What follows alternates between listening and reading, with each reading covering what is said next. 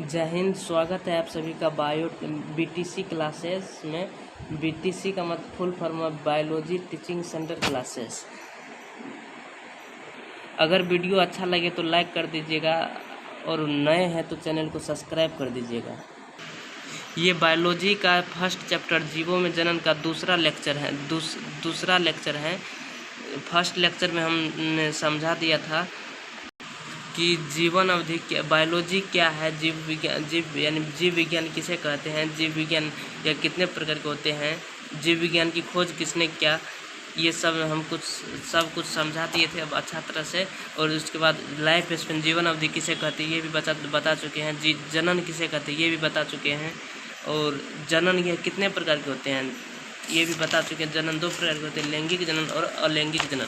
लैंगिक जनन और अलैंगिक जनन होते हैं। अलैंगिक जनन हम पढ़ रहे थे, जिसमें हम अलैंगिक जनन में फर्स्ट एक पढ़े हैं विखंडन, फिजन।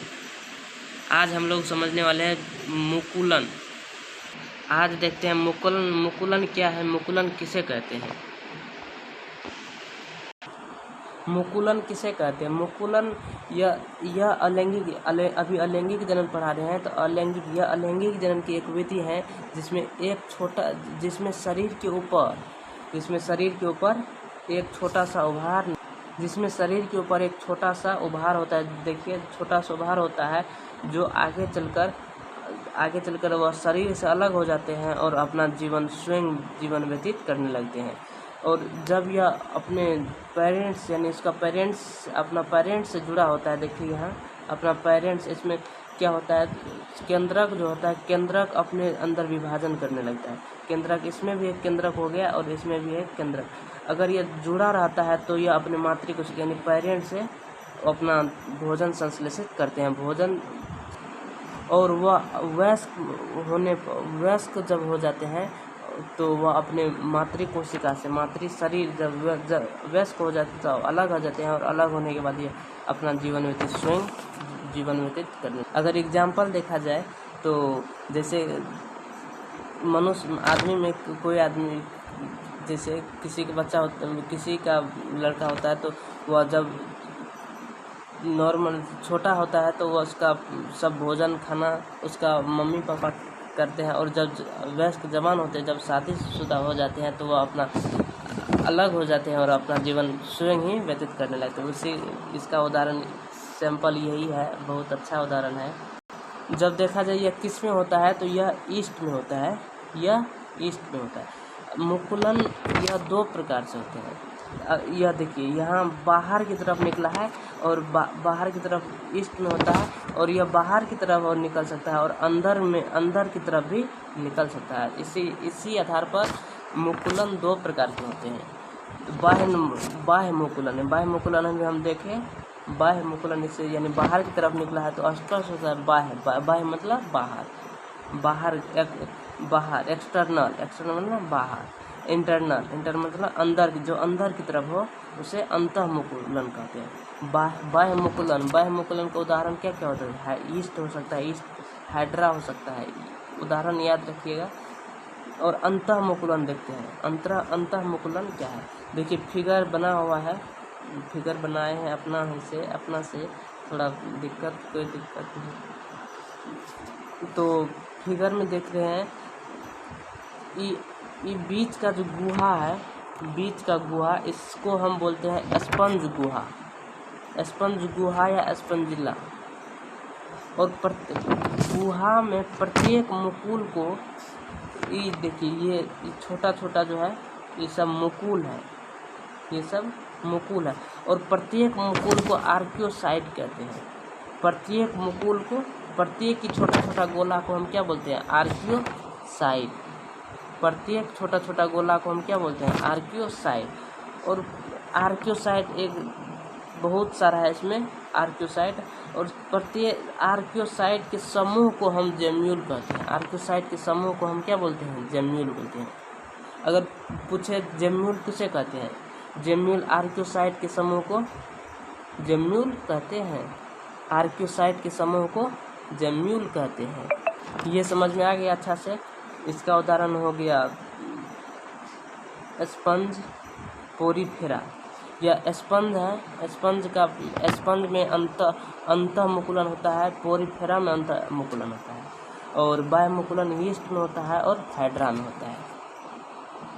अब देखते हैं अगला, दो बता दिए, क्या क्या बताए, यानी मुकुलन बता दिए, विखंडन बता दिए दो, और तीसरा देखते हैं, तीसरा आता है बीजाणुजनन।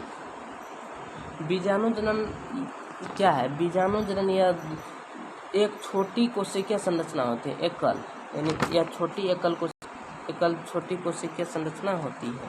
देखिए साधारणतः समझते हैं, यह छोटी एकल कोशिकीय संरचना होती है। और बीजाणुजनन यह दो प्रकार के होते हैं, एक चल बीजाणु होते हैं और एक अचल बीजाणु होते हैं। चल बीजाणु किसे कहते हैं और अचल बीजाणु किसे? चल बीजाणु यहाँ देखिए लिखा हुआ, चल बीजाणु को जियोस्पोर कहते हैं और अचल बीजाणु को एंजियोस्पोर कहते हैं, सॉरी एप्लेनोस्पोर कहते हैं।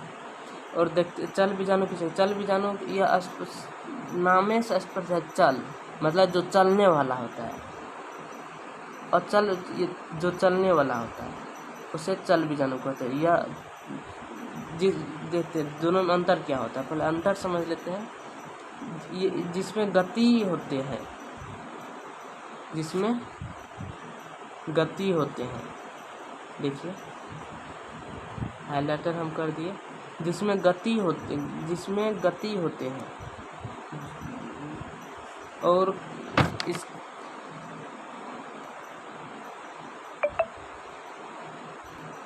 जिसमें गति होते हैं और जिसमें गति नहीं होते हैं। एक मिनट,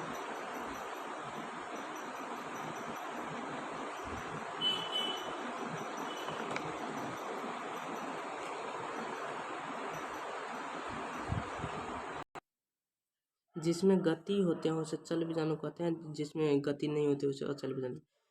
इसमें कोनिडिया होते हैं, कशाभिका होते हैं, इसमें कशाभिका होते हैं। कशाभिका किसे कहते हैं? देखिए यह पानी में होता है।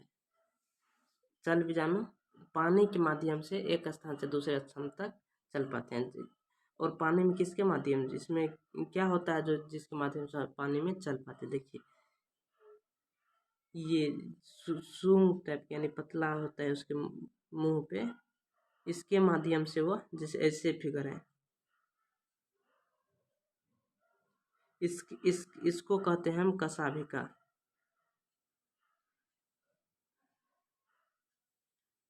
कशाभिका कहते हैं। इसके माध्यम से ये पानी में एक स्थान से दूसरे स्थान तक गति कर सकते हैं। इसका एग्जाम्पल होते हैं क्लेमाइडोमोनास। ये देखिए, और इसमें क्या होता है, जैसे एक केंद्रक होता है तो यह केंद्रक अंदर में अपने विभाजन कर लेते हैं। एक केंद्रक कितना केंद्रक बना, और अपने ऊपर एक झिल्ली परत ले लेते हैं ऊपर से, इसे ही चल बीजाणु कहते हैं। इसको जो एक स्थान से दूसरे स्थान तक स्थान परिवर्तन कर सकते हैं उसे चल बीजाणु कहते हैं। और यह इसमें नहीं होते हैं। इसका एग्जाम्पल है कोनिडिया। अगर कोनिडिया देखिएगा तो देखिए कहाँ होता है कोनिडिया, या किसी में ऊपर में होता है, इसको हम क्या बोलते हैं? कोनिडिया। चल बीजाणु और अचल बीजाणु में अंतर समझ गए। अब देखिए, अब 4 नंबर है कायिक प्रवर्धन। कायिक प्रवर्धन, ऊपर में हेडिंग है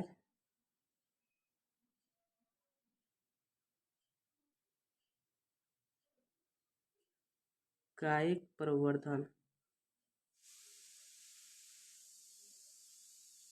अब 4 नंबर है कायिक प्रवर्धन किसे कहते हैं? कायिक प्रवर्धन यह पुष्प के अतिरिक्त, देखिए जैसे प्लांट्स में पुष्प के अतिरिक्त किसी अन्य भाग से प्रवर्धन को अलैंगिक जनन या कायिक प्रवर्धन कहते हैं। यह कैसे होता है? जैसे कोई अगर जब पुष्प से जब किसी जीव का निर्माण होता है उसे लैंगिक जनन कहते हैं, और पुष्प के किसी किसी अन्य भाग से, जैसे तना से हो जाए, तना शाखा, तना को काट कर अलग के में गाड़ दिया जाए, उससे जब पेड़ निकल जाए, शाखा से निकल सकता है और जड़ से निकल सकता है, अनेक सारा चीज से, इस 3 चीज से निकल सकता है। तो हम समझते हैं पहले तना। तना से और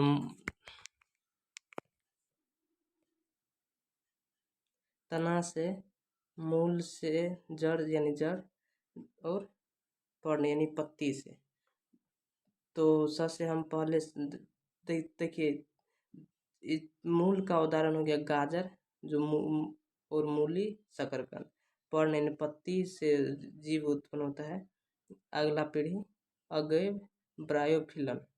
और तना यह 3 प्रकार से होते हैं, 3 प्रकार से हो सकते हैं तना: वायवीय, भूमिगत तना, वायवीय तना, भूमिगत तना और अर्धवायवीय तना। यह जमीन के ऊपर हो, यानी जमीन के ऊपर, जैसे नारियल का पौधा, इससे यह जमीन के ऊपर होता है। भूमिगत, जमीन के नीचे इसका शाखा होते हैं। और जमीन अर्धवायवीय, जमीन के सतह पर होते हैं। तो हम सबसे पहले देखते हैं भूमिगत तना किसे कहते हैं। भूमिगत तना किसे कहते हैं? देखिए, भूमिगत तना 4 प्रकार से हो सकते हैं। भूमिगत प्रकंद, कंद, शल्कंद और गहन कंद। प्रकंद का उदाहरण है हल्दी, अदरक, हल्दी, केला। यह क्या होता है? अदरक, इसके चमड़ा, 1 मिनट, इस देखिए अदरक है, इसके छिलका यानी पतला होता है, इसके जड़ यानी इसके तना नीचे की ओर होता है, ठीक। अब देखते हैं कंद ट्यूबर, यह होता है आलू में के साथ। और जैसे देखिए इसका एक तरह बुगा तरह का होता है, और यह इससे भी अपना पौधा निकाल देता है जमीन के अंदर, इसीलिए इसका उदाहरण ये हो गया। तीसरा है शल्ककंद।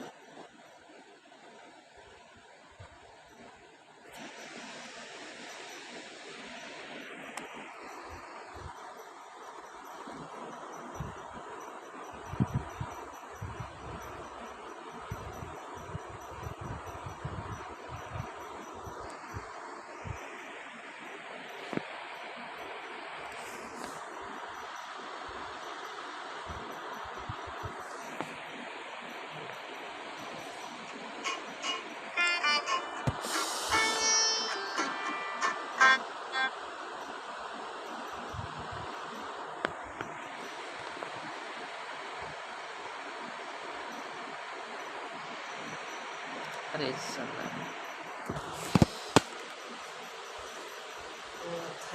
क्या